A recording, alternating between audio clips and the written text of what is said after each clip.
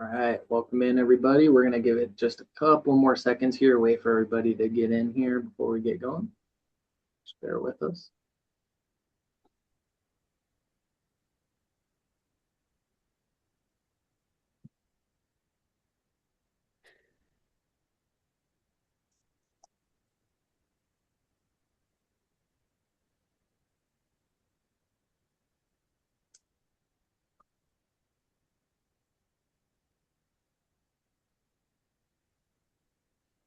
All right, let's get going here.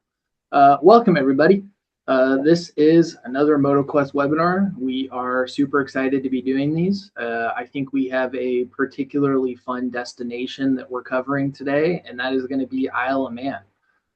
Just got a couple of quick housekeeping notes and introductions to get over before I hand it off. Introductions.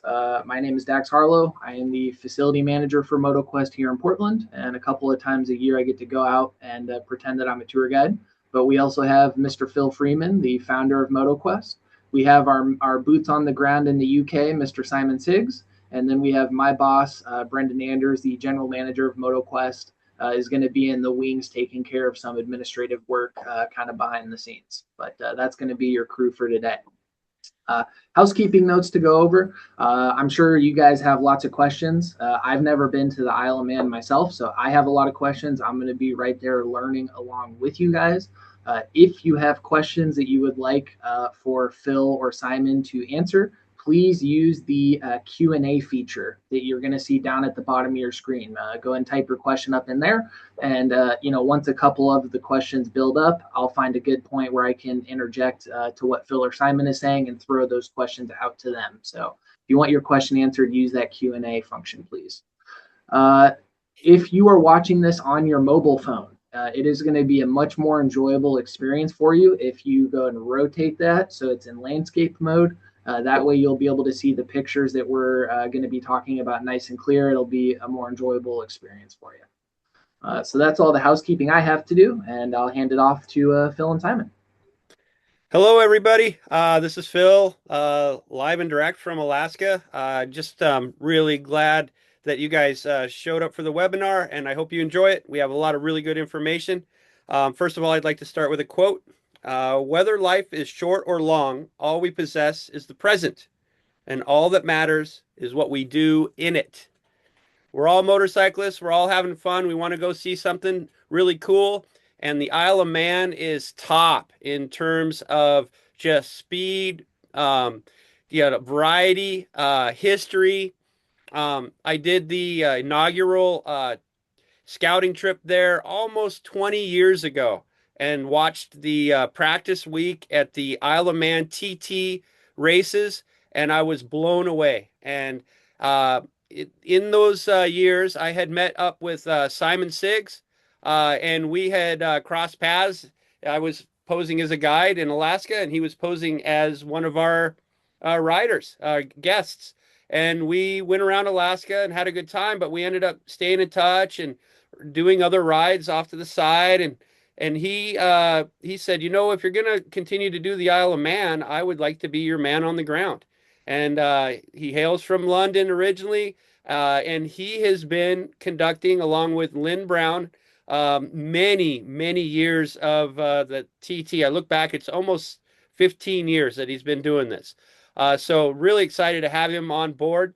And the Isle of Man is a really special place. It is a motorsports mecca, and it offers two different venues which you can enjoy. One of them is the TT, the Tourist Trophy. That is the oldest and most dangerous road race in the world. And that happens in mid or early June. And then what we're going to do is we're going to bring on a new one on the Isle of Man. It's called the Manx GP, the Grand Prix. That happens on the later half of August. And we're going to run that this year. And Simon is going to be our guy. You're going to be with Simon on the island, and they have subtle differences between the TT and the MotoGP. Let's take a look a little bit. The Isle of Man TT, as we do our program, you fly into Heathrow, you make your way up to Liverpool, you board a ferry, you spend 5 days on the island. You watch the races. It's during the practice week and it overlaps with the first day of the races, but you can still get back into the pits. You can choose different places to see the races, and you also it doesn't get too crowded. And then you come back to the mainland and go over to Wales and enjoy 3 days of just exploratory riding in Wales. Our Manx GP does a little bit different. What you do is you fly into Liverpool. It's a little bit of a shorter, uh, uh, not as long as an itinerary. It's 11 days as opposed to 13 days, and that's riding days will be 11 days for the TT and 9 riding days for the Manx GP.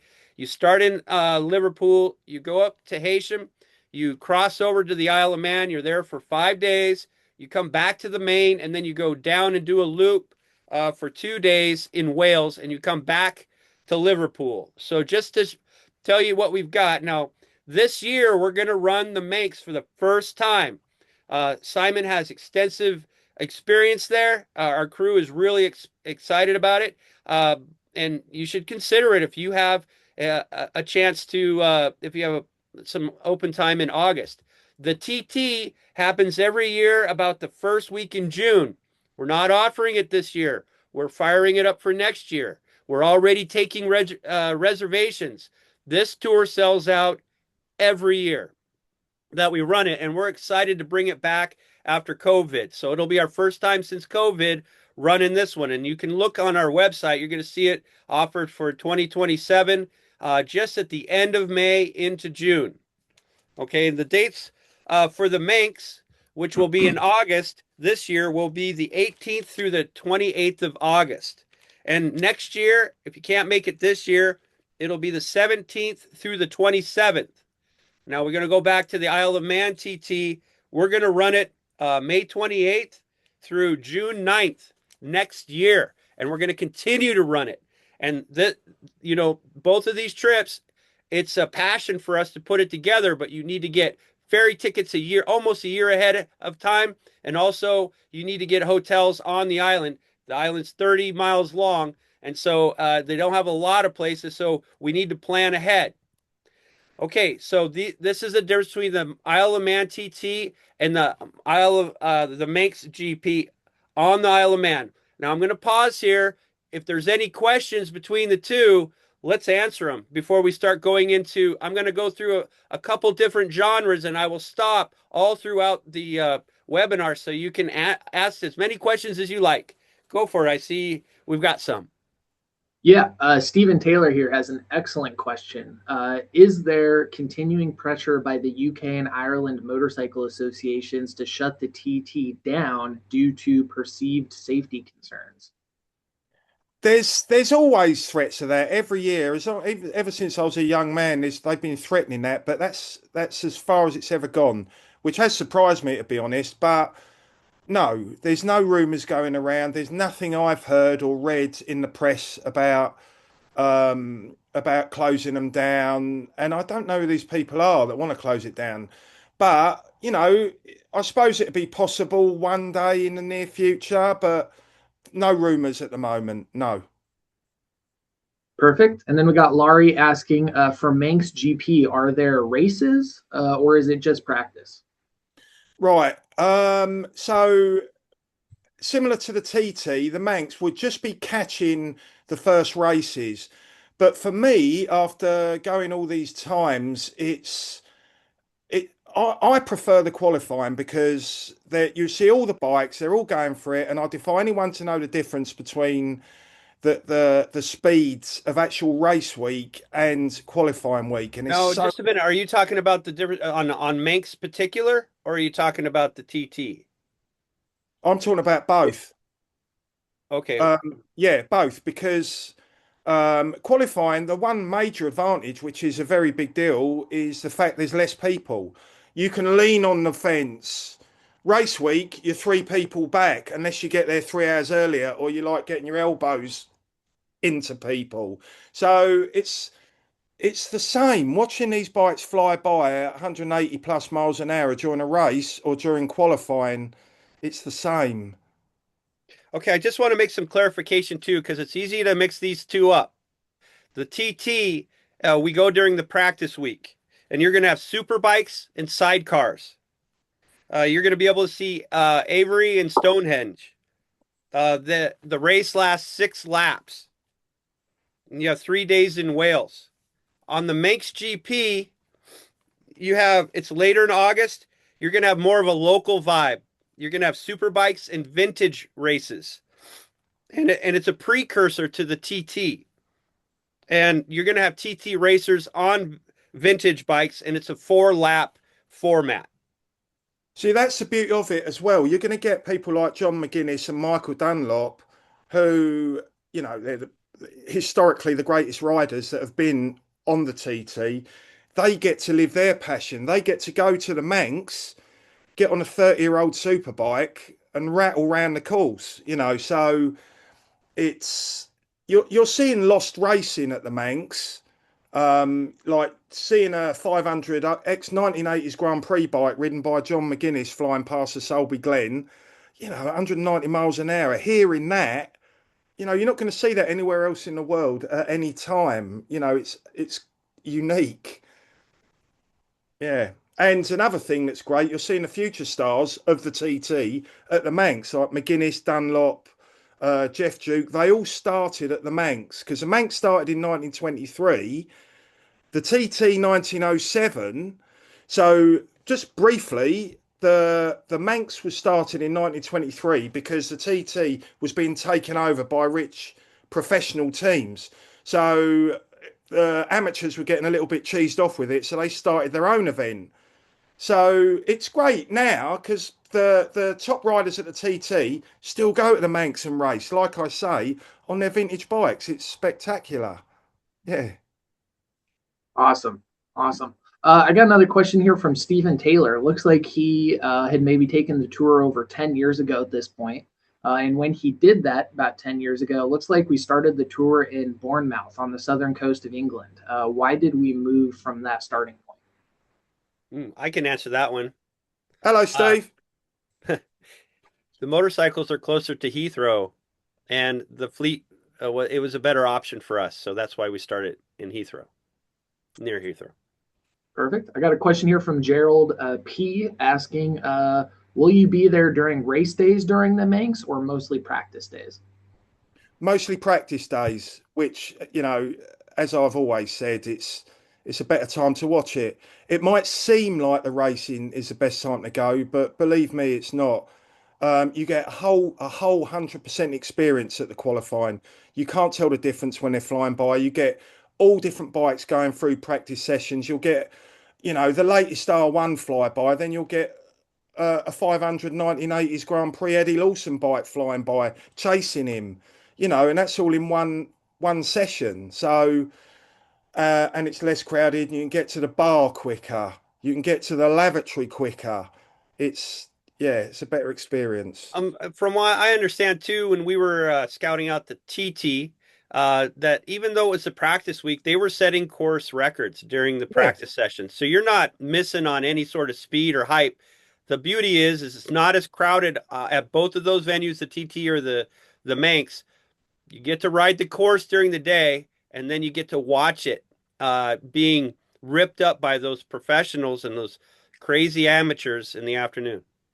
that's great. You'll go around the corner, you'll go around there yourself, and you'll feel the bumps. And you're doing 30 miles an hour, knowing that they go around there at 160 miles an hour. You know, and then when you watch them in the evening doing what you just did a lot faster, you're 2 meters away. You feel it. Yeah. Awesome. Grabowski wants to know if Phil has enough Hawaiian shirts for the entire tour. Yes, Gregory, of course. And I could bring one for you. Oh, you got more uh, than one then. I got Chris N in the chat asking, what is the weather like for the two tours, both the TT and the Manx? Good question. Very good question. It's all weathers except snow. And the reason why they have these events at this time of year is because they're the best time dry wise and warmth wise. You will get rain, but in all the years we've been doing it, we've only seen a few sessions cancelled, which is brilliant. So I'd bring all weather gear and keep your waterproofs handy. But the majority, I'd say, I'll be willing to lay it on the line and say 80% is good weather Hmm, for both times a year. Yeah. okay, perfect. And then I got Al P asking, and you guys kind of mentioned this already, but could you just definitively say, do you get access to ride the course on the TT or the Manx? Yes, both of them. You're riding the exact same course. Obviously, they're public roads during the day, so you have to abide to the rules. But yeah, it's the exact same course, and there's speed limits, and they change the rules every year, but it's always great. It always works in your favour. But yeah, you're going around every single corner and down every straight that the racers are doing. Brilliant. Okay, and that's all the questions I got for now. Thanks, guys. Okay, you guys, I'm gonna take us through sections of photos. I'm gonna take us. Everyone loves food, so let's go through that, and I'll stop briefly if there's any questions. Just why not enjoy while you're there a few calories, huh?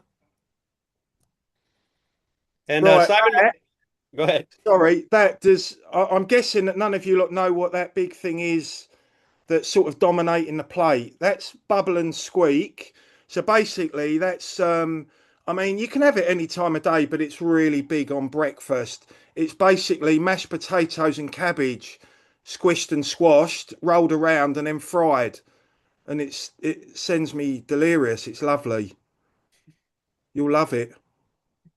Toad in the hole. So that's basically a big Yorkshire pudding. I presume you don't know what big Yorkshire puddings are. Actually, I don't know how to make one because I normally just buy them in the supermarket. But it's a cross between bread and something else. So you cook that, and it's a load of sausages in onion gravy, and that's called toad in the hole. Nice. Fish and chips. And that's another thing about this trip as well. We go to the best fish and chips I ever had was in North Wales. And that's saying something. You know, everyone claims to have the best fish and chips. That's a carvery. We stop in a carvery, eat as much as you like. So that's a classic English roast dinner. Beef, potatoes, carrots, swede, mashed potatoes, rich gravy. Yeah, gorgeous.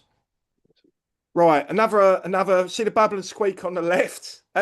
Underneath the sausage is the bubble again. That thing in the middle is black pudding. I don't know if you like have black pudding.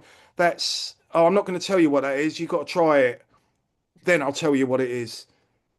That's a very big strawberry. Ah, Ploughman's. Ploughman's, love it. Yep. No, go back. That's it. No, not that. That. Yeah, that is a ploughman's. That's go back to that, please. Not That no. one. Yeah, this one. So that's a ploughman's lunch. That's what the farmers used to have when they were ploughing the fields. You get them in the pubs. Every pub we stop in, you know, you'll have such a great selection of top English food. And this is one of the highlights. You get all the different cheeses, the pickle, the salads, and it'll fill you up. And it's yeah, lovely, great. Again, bit of bread, nice. Toad in the hole again with mushy peas or mushy peas, however you want to say it. Another roast dinner there with a sausage. I think that's a sausage. Yeah, mushy peas again, that green stuff. It's basically garden peas mushed up. Oh, look at that. Yeah. That's from the carvery. You have as much meat as you want. And when you've eaten one, you can go back and get some more. I don't know what they are. I haven't got a clue. Oh, apple strudel. Nice. Two balls in a load of gravy. Yeah, lovely. Scrambled eggs. Oh yeah, homemade Victoria sponge. Yeah, that's in the Selby Glen. Arguably the best ice cream. Sorry, yep, that back one, Phil. Yep, this pie mash is big in England. I promise you, you will love the pie. Steak and kidney pie, beef and ale pie, chicken and mushroom pie. This one is in the Selby Glen, you know, the fastest part of the circuit. Really good food. Oh, and that's another thing, you know. Yeah, ice cream, arguably the best ice cream in Europe. I'm not quite sure. I think that's an omelette. Pizza. Where isn't there pizza? Okay, we are through the food culture. Does anybody have any questions? Nope. All right, we're going to move into the motorcycle culture and things you'll see while you're visiting the Isle of Man and Great Britain. This is a good example of the bike fleet that we have a hold of. GSs and RSs, BMW. You're going to see a bunch of travelers coming to the island. It's a bit of a mecca. And there are all sorts of collections on the Isle of Man. So this is a private collection. This is old boy Anthony. He's just collected bikes over the years. It's just in his garden. So you've got a mix of official ones and private ones. It's great. You know, he's got bikes going back to the late 19th century that I've never even heard of, and they're all pristine. And he's very generous. He'll take you for a little ride in his sidecar if you, don't know, get him a pint in the evening. He'll yeah, yeah, outstanding collections. Oh, this is in the queue for the ferry. Yeah, the characters are just relentless. You know, it's just an endless trail of characters that you're going to meet.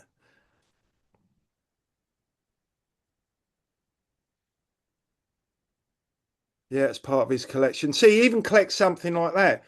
Dave Anderson there by probably the most unattractive bike in Anthony's collection.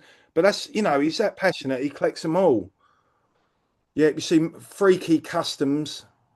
Oh, this is great as well. You know, because of the TT and at the Manx, because it's because it's such a motorcycle festival.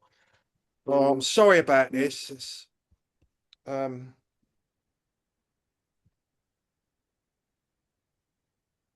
excuse me on that. Oh, Here's one of your race bikes that you can get back to the back in the back and check out the racers in their pits. hello, Suze. Can you not call me, please? I'm on a webinar meeting. Sorry about this, guys. No, I'll talk to you after. It's my sister. Sorry about that. Unexpected. Right. Yeah, so that previous bike was an electric. That was the back one. Yeah, this is the Mugen. That's an electric racer. You know, that's almost silent when that goes past you, and they've really come up now. They're a bit freaky in the beginning when you see them flying around because they make no sound. Normally you can hear the bikes from half a mile away, but these just swish by, you know, at top speeds. It's strange. But that's the Mugen, yeah, yeah. This is another unofficial museum where you get to play around on the bikes like 5 year olds. It's magic. And on the sidecars, the sidecars are at the TT, and Yeah. what's the person's called that's not the Oh, driver? the monkey in the chair, because he's flying about like he's in a tree, just trying to get his round the corners. So where this gentleman is hanging out, if he was hanging out a little bit more, you know, that'd be more realistic because and when they're down the straights, they tuck him behind. So it's absolute faith at sort of 160 miles an hour. And he's got to jump round the sides just to get round the corners. And you see them skidding and bouncing. Yeah, it's entertaining watching them go over the bridge as well. Yeah, crazy. Yeah, this is the British National Motorcycle Museum. There's We do visit that during the TT, so you get a chance to check out the British Motorcycle Museum on your way up to yeah, Liverpool. incredible collection. There's 8 warehouses full of bikes. All right, that is a little bit of the bike culture you'll see on both formats. Any questions till up until this point? Yeah, we got a couple of questions here. Stephen Taylor again, commenting that he stayed at a pub on the Solby Strait in front of the pub where we were. Simon says 2 meters away from the bikes going 200 miles an hour. Are we still using that same pub? It was a fantastic location. No, Unfortunately, we had to move off of that. There is so much competition to get into that particular. There's only a few pubs that are connected, so we're a little bit off the racing track. But as you know, the island is not very big, so we're just in another location. but we're down in Perfect. We Douglas. got Sorry, Dax. Yeah, we're down in Douglas now, which is, it's central to everything. But we do spend time at the Soulby. We'll always go back there. It's so iconic. So yeah, we will go back in there. Okay. Got a question from Charlie D asking, is this a good ride with a passenger? Would this be a good tour if you wanted to go two up with somebody? Yes, yeah, without a doubt. Because the pillion can just enjoy the scenery, enjoy the curvy roads, the flowing roads through the hills. Um, st- Sit there with a camera taking pictures. Yeah, it's ideal because it's all sweeping A roads through stunning scenery on the island and in Wales and through central England.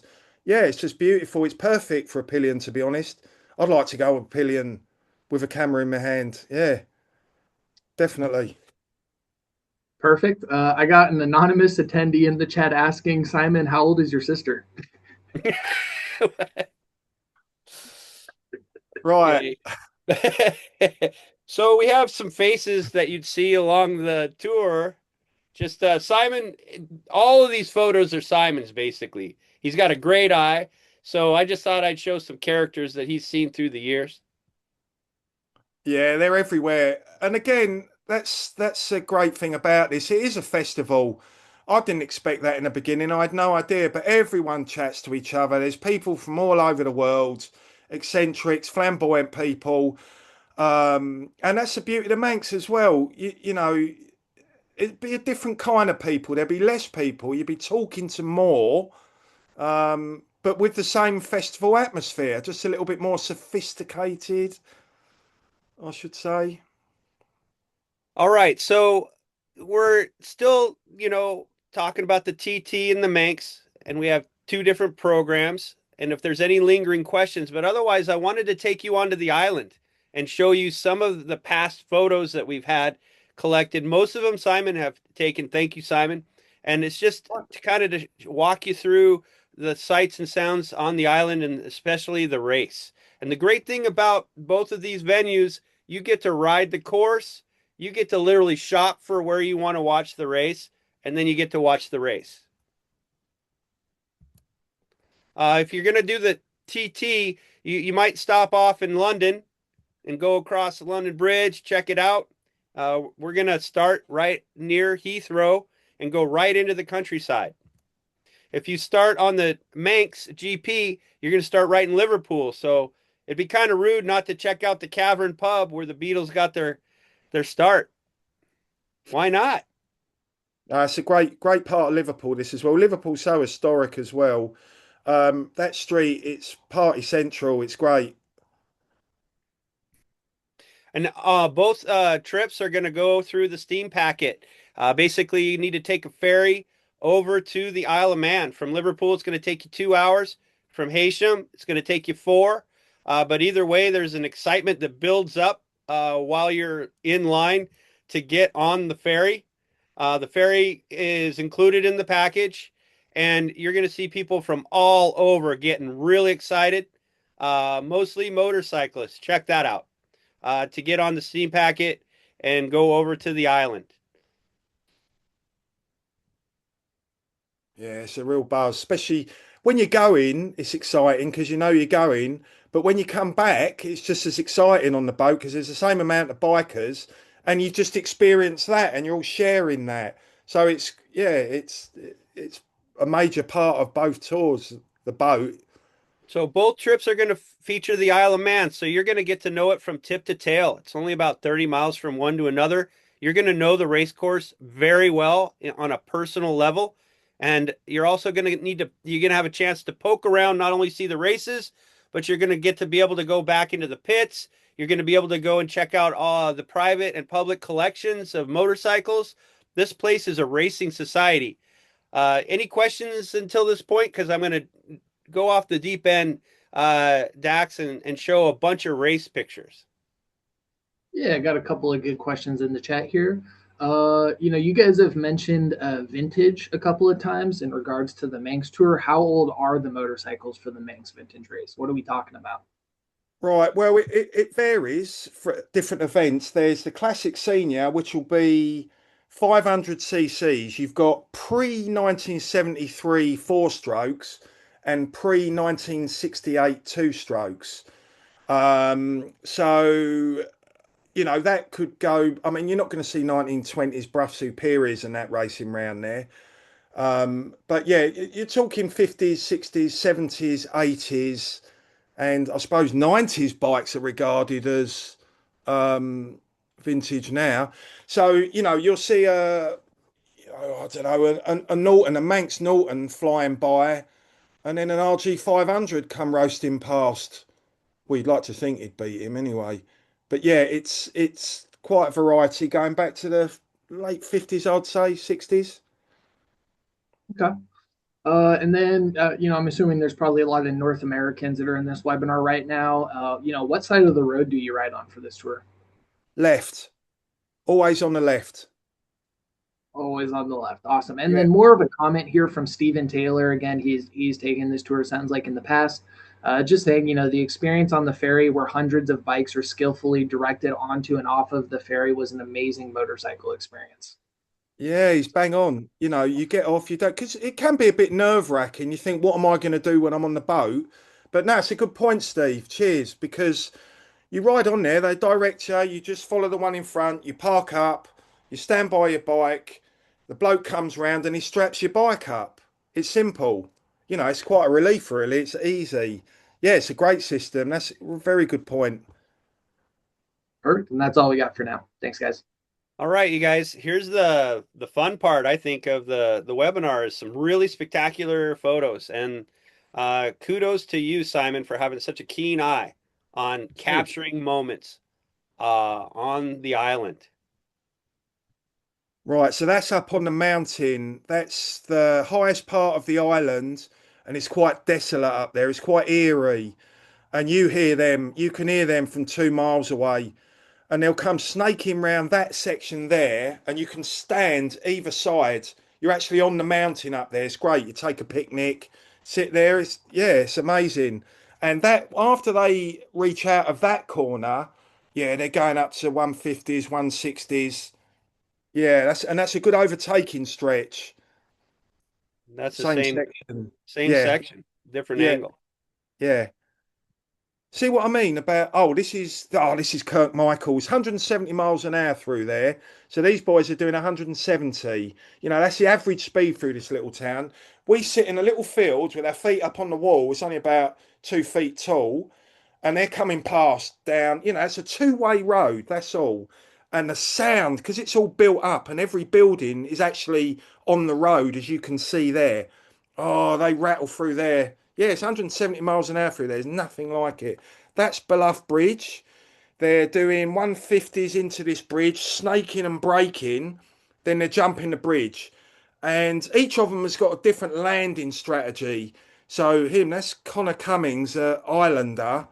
He's the one that had that really mad crash that time that went ragdoll up on the mountain over the wall. So they're flying over there about probably 60, 70 miles an hour and trying to land properly, avoid the pub, and then zoom off through Bluff. It's spectacular. You're seeing bikes flying. Kirk Michael again, brilliant. Yeah, That's the that's the mountain. stretch on the. Sorry. Go ahead.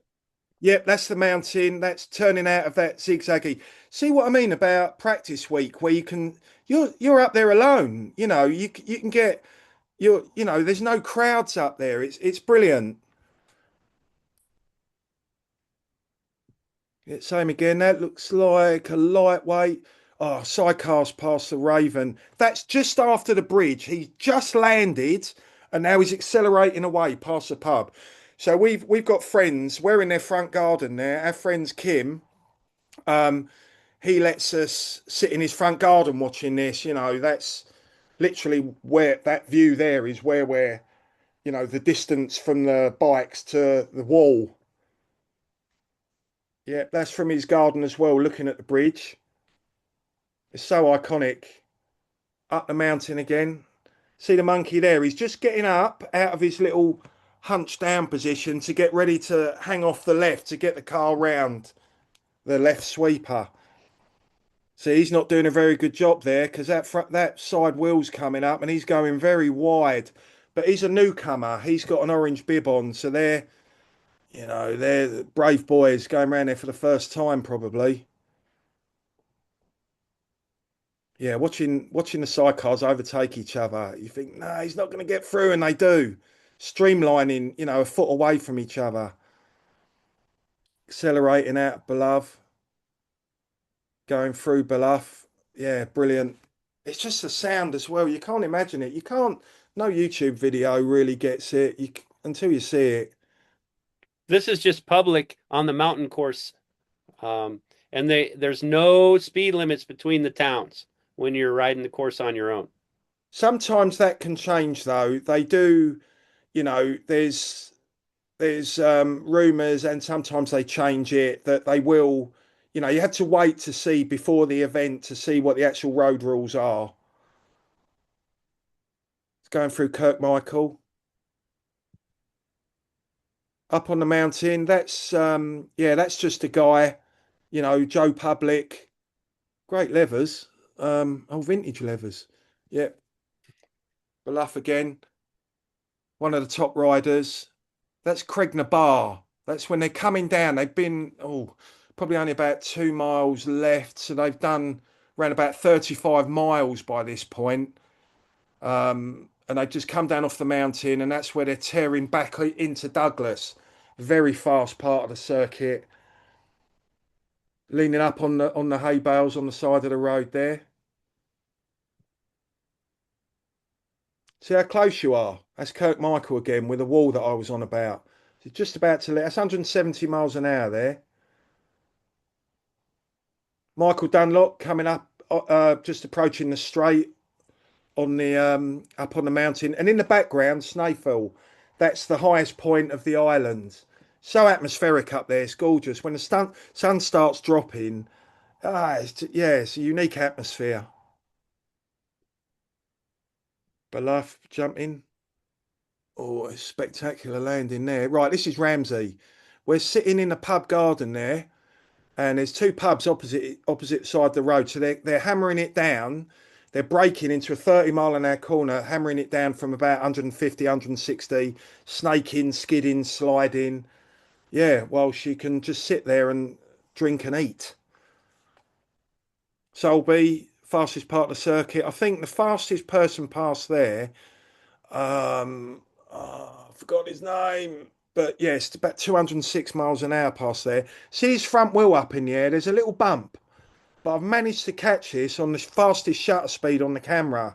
Just got lucky because that's just where the front wheel. So imagine doing 180 plus miles an hour and the front wheel's coming up. Jesus. Sliding, got him mid slide round Ramsey. Oh, tribute to Joey Dunlop. Oh, great. Yep, that's the mountain curves. Sit up there, picnic again. Watch the shadow go across the mountains. It's gorgeous. Tony's private collection. Lynn in his element.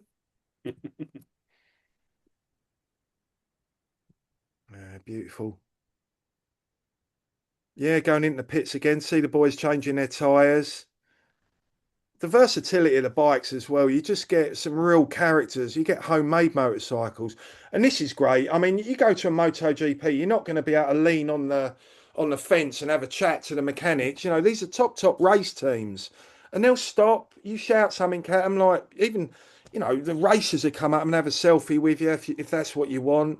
Just watching them working on the bikes that you're going to see racing that evening. Yeah, it's real close access, real privilege both events. And the Manx, because there's less people and they're more amateur teams, like Paget's here, that's a top team, but they'll still let you get right up close and personal.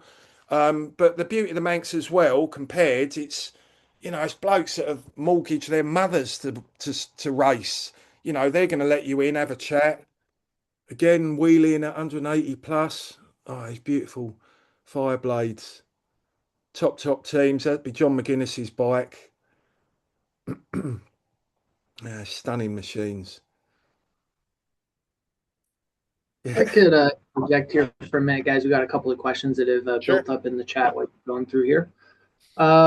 First one, Ryder asking if a pillion can spend time in the van. You know, if the pillion gets tired of riding on the bike, if they could hop in the support van for a day or an afternoon. Is that something that we do?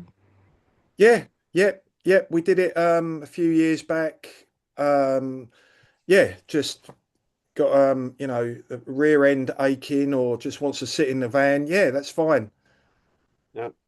Okay, perfect. And then I got Don K saying that he did the TT trip last year. It was the trip of a lifetime, and Simon is the best. Hello, Simon. Hello, Don. Miss you. I have an anonymous attendee here asking, I hear there's no speed limit for the course. Does that apply to spectators that are riding the course? It has done in the past. We'll have to wait for the future. But in between towns, um, there was no speed limit historically. And at the TT, up on the mountain course, the further section on the mountain course, as you come out of Ramsey, it's one way and there's no speed limit up there. And yeah, we'll have to wait and see if you can do that at the Manx. But yeah, yeah, that's possible and it has been. Yeah. Okay. And then I got Laurie here, Laurie T asking, for the tour, what time of day is the course open for the public to ride? And then what time of day is it closed strictly for the racers? It varies. So at the TT, mainly in the last sort of 15 years, it's been roads close about 5 p.m.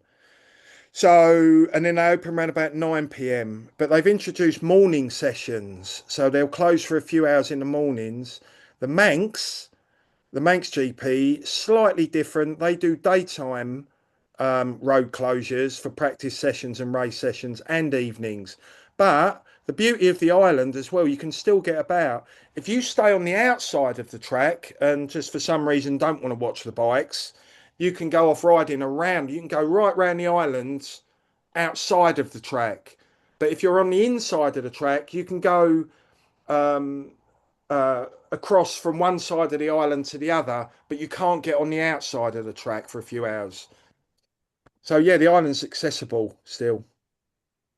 Okay, perfect. And then I have Gerald here asking, doesn't seem the Manx is on the website. Would it be similar in pricing and bike availability as the TT tour?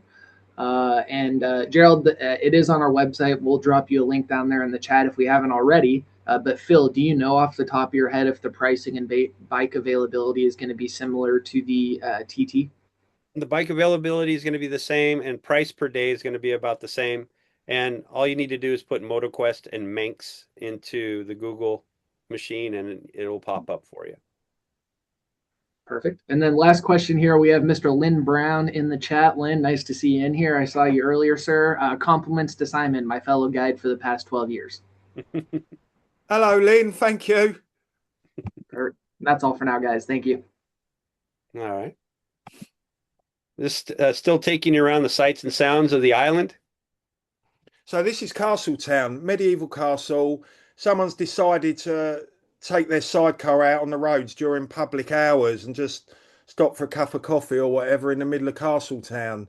So I love that eccentricity that happens during these events. Uh, Beautiful spots, and that's something, the island, it's stunning, it's soaked in history. It's never a dull moment. You're going through unspoilt villages where you can stop and have a cake and a cup of tea, or you can go to one of these stunning collections and see all these old ancient bikes, or or just go to a museum and see what the Vikings did to everyone when they arrived 1,000 years ago. It's so much going on, and it's unspoiled for me. It's an unpretentious island that isn't polished for tourism. It just is what it is. Crazy contraption. That's Solby. That's a sidecar going, wow, I don't know, 160s. Sidecars, I think, top ending down there. Castletown again. That's on the southern part of the island. Yep, Castletown. That's when they just released that Panigale. Oh, this is the National Motorcycle Museum. This isn't on the island, but it's on the way on the TT. There's thousands of bikes, Montgomery, the Raven again, great pub, collection of old levers.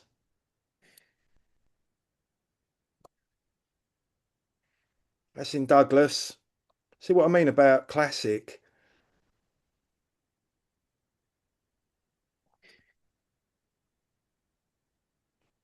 Don.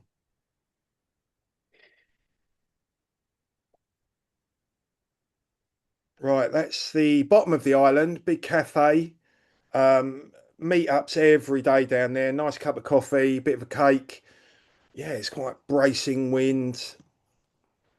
That's up on the mountain. That now is a cafe up there. It's a tribute to Joey Dunlop, who was king of the mountain, but his nephew's won more races now.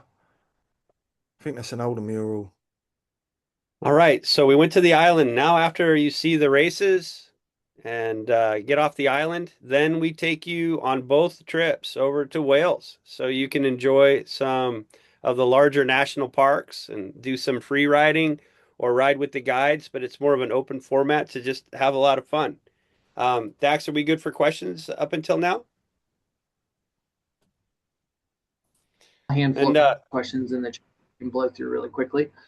Kevin R is asking, what is the riding like on the mainland, traveling to and from the Isle of Man? Should you just talk a little bit about that?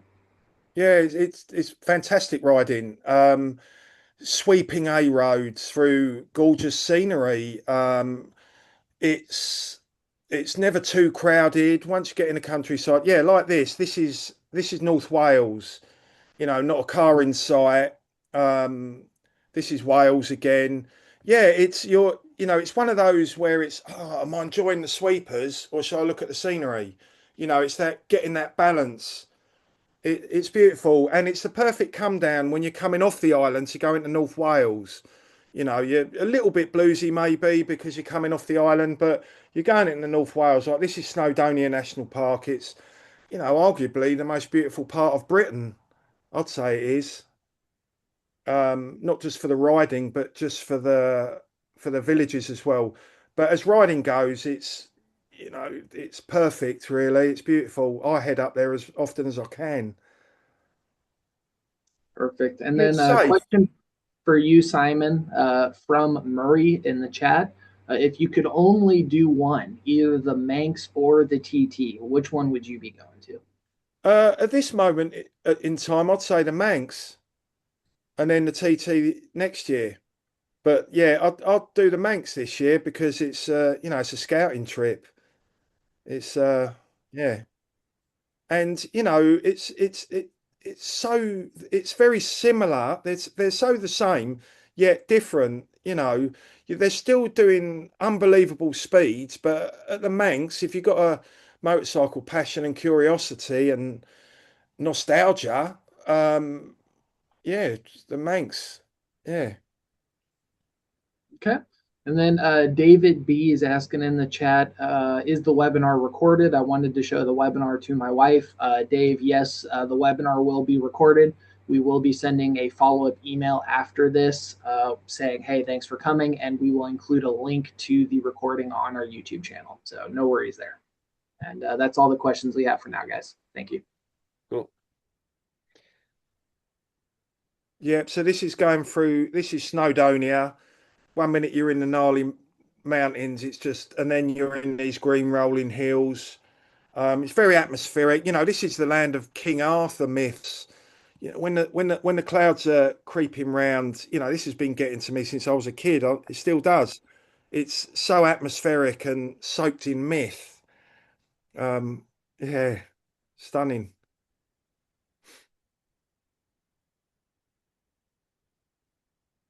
Beautiful roads for the Wiltshire countryside. And you notice these stone walls, some of these dry walls, they've been there hundreds of years. Stone bridges there, centuries old. Just lush. This is where, if you get lucky, sometimes the RAF will fly there F whatever they are now, below the peaks in the mountains. This is somewhere we stay at the TT tour in Betsy Coed. That's a hotel on the right there. The river running alongside it. It's gorgeous. Beth Gillert. Yeah, going over the Black Mountains in Wales. It's yeah.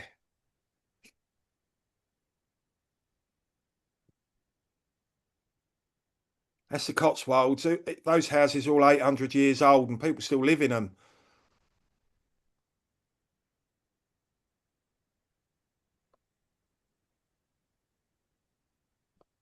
Snowdonia.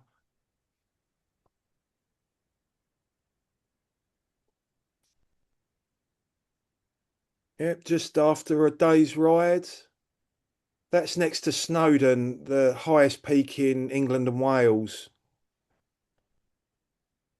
Ah, Avebury. You know, these And stones we have been see, standing. Sorry. and this is on the TT, you get a chance to see these. Yep, yep. First few days. This is Avebury near Stonehenge. It's all part of a long chain going along southern England of Neolithic stones. They've been standing there like that for 5,000 years. Yeah, Stonehenge. I loved it once. Someone said to me that this was a tourist destination for the Romans when they came. You know, it's still standing there. There's Neolithic stuff everywhere. Yeah, So the flag has of Isle of Man has 3 feet on it, and you always land on your feet. We are at the very end of the webinar. Any last questions there might be lingering out there? I am not seeing any questions in the chat, so I think we are good to go there. I would just say before we get out of here, guys, thank you for coming. Like I said, we will be sending a follow up email later today saying thank you. If you have any questions, responding to that follow up email would be the best way to get those answered. We'll include a link to the recording of this if you want to share it with your friends, spouse, whoever. That'll all be on YouTube and included in that thank you email. And keep your eyes peeled. We're going to try to do these webinars about once a month going forward. We already got one planned for April that we're excited to share with you guys. So if you're enjoying these and find them helpful, let us know and we'll keep making them. So thank you for being here.